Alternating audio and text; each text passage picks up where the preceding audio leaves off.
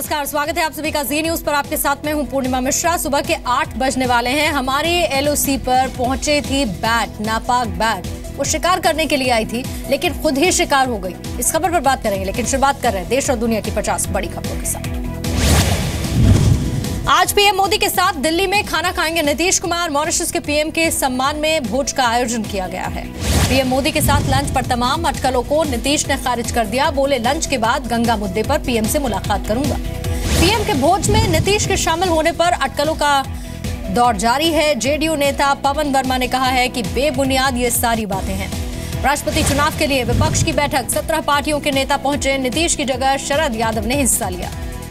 विपक्ष की बैठक पर गुलाम नबी आजाद ने कहा है, सत्ता पक्ष को राष्ट्रपति और उपराष्ट्रपति के लिए आम राय बनानी चाहिए। मोदी सरकार आज चौथे साल में प्रवेश कर गई। तीसरी सालगिरह पर गुवाहाटी में रैली में पीएम ने सरकार की उपलब्धियां गिनाई। पीएम ने कहा, 3 साल में हर दिन उनकी सरकार ने नया इनिशिएटिव लिया है। किसानों और ऊर्जा सेक्टर में सरकार के फैसलों के अलावा सैटेलाइट क्षेत्र में भारत की बढ़ती साख का भी जिक्र किया। केंद्र सरकार 26 मई से 15 जून तक देश भर के 900 शहरों में मोदी फेस्ट मनाएगी। सरकार के 3 साल के कामकाज को जगह जगह बताया जाएगा। मोदी सरकार के 3 साल को पेट्रोलियम मंत्री धर्मेंद्र प्रधान ने सफल बताया। सरकार की उपलब्धियां भी गिनाई। मोदी सरकार के 3 साल पर कांग्रेस ने हमला किया। राहुल गांधी ने सरकार पर नाकामी छिपाने के लिए लोगों को बांटने का आरोप लगाया है। 3 साल की उपलब्धियों पर मनाए जा रहे जश्न का कांग्रेस ने विरोध किया। कमलनाथ ने कहा, 3 साल में केवल भाषण और आश्वासन ही दिए गए।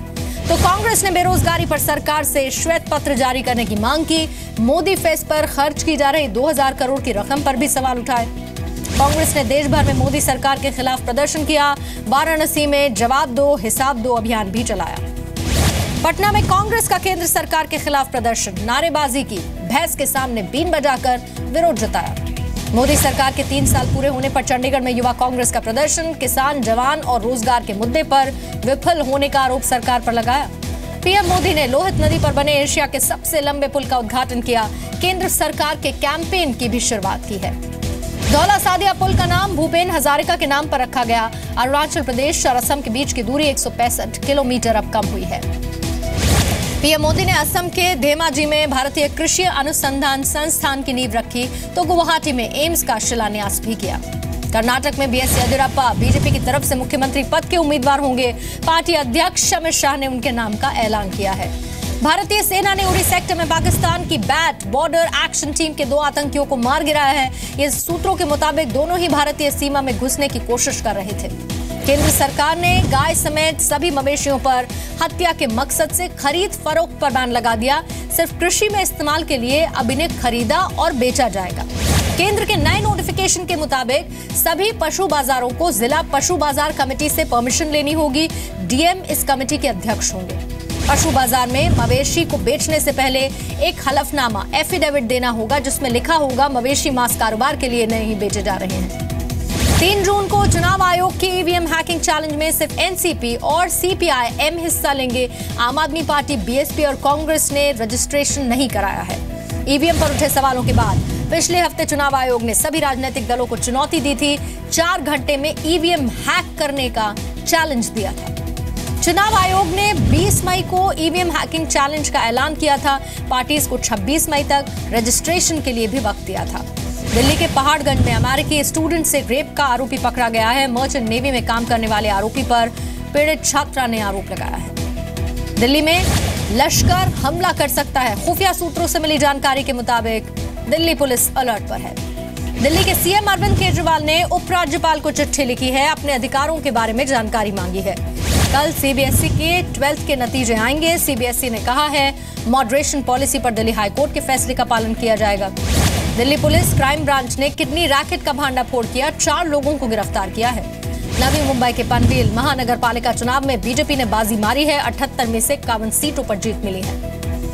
भिवंडी महानगर पालिका में कांग्रेस ने 47 सीट जीत ली। बीजेपी को 20 सीटें मिली हैं। तीसरे नंबर पर शिवसेना रही है। मुंबई के डोंबिवली इलाके में पति से झगड़े के बाद 4 मंजिला इमारत पर पत्नी चढ़ गई। पुलिस के समझाने पर उसे नीचे उतारा गया। इंस्पेक्टर के गिरफ्तार बेटा 2 जून तक पुलिस कस्टडी में भेजा गया है। मां की हत्या के आरोप में जोधपुर से गिरफ्तारी हुई थी। मुंबई के मरीन ड्राइव इलाके में स्पीडी कैमरे लगाए गए हैं। तेज रफ्तार गाड़ियों पर अंकुश लगाने के लिए ये फैसला है। सचिन तेंदुलकर की बायोपिक महाराष्ट्र में टैक्स फ्री कर दी गई। Film Sachin a billion dreams शुक्रवार को रिलीज हुई है। योगी आदित्यनाथ ने वाराणसी में दूसरे दिन की शुरुआत काल भैरव मंदिर और काशी विश्वनाथ मंदिर में पूजा अर्चना के साथ की। सीएम बनने के बाद योगी पहली बार वाराणसी पहुंचे हैं। आज पीएम मोदी के संसदीय कार्यालय में जन सुनवाई करते हुए लोगों की समस्याएं सुनेंगे। यूपी के सीएम योगी आदित्यनाथ ने कहा, यूपी बड़ा राज्य है, कानून व्यवस्था जल्द ही हम दुरुस्त करेंगे। यूपी में बढ़ते अपराध में विपक्ष का हाथ है, डिप्टी सीएम दिनेश शर्मा का बयान। दिनेश शर्मा का आरोप है कि यूपी में जातीय संघर्षों को कुछ लोग फाइनेंस करते हैं। यूपी के औरैया में कच्ची शराब से 35 साल के एक युवक की मौत हुई। पुलिस ने कहा ज्यादा शराब पीने से मौत हुई है। गुजरात में गाय के कान में एक माइक्रोचिप लगा करेगी नस्ल, आयु और मालिक का नाम, इससे जानना आसान होगा। झारखंड के गोड्डा में शर्मसार मानवता हुई। 2 नवजात की मौत के बाद रिश्तेदारों ने शव को अस्पताल के नीचे फेंक दिया।